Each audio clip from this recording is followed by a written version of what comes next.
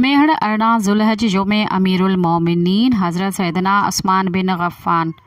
रज़ी अल्लाह अन्हु जी योम शहादत जे सिलसिले में अकबर मोहल्ला खां जुलूस कढियो वियो, जंहिंजी क़यादत अहल सुन्नत वल जमायत हल्का मेहर जे सदर हाफ़िज़ मंज़ूर अहमद फ़ारूक़ी, मीर यहिया ख़ान मज़ारी, हाफ़िज़ हुसैन अहमद सियाल ऐं ॿिया करे रहिया हुआ।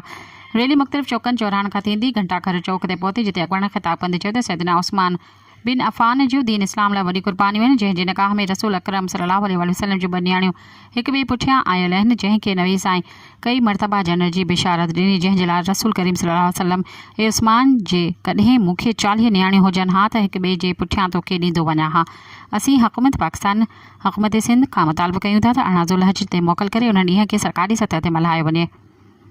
जीअं पाकिस्तान में अल्लामा इक़बाल क़ाइदे आज़म मोहम्मद अली जनाह जो ॾियारो मल्हायो वेंदो आहे, अहिड़ी तरह हज़रत सैयदना उस्मान ग़नी योम शहादत जो ॾियारो बि मल्हायो वञे। सब्सक्राइब कयो अवामी न्यूज़ HD खे ऐं ताज़ा तरीन ख़बरुनि लाइ ॾिसंदा रहो अवामी न्यूज़ HD।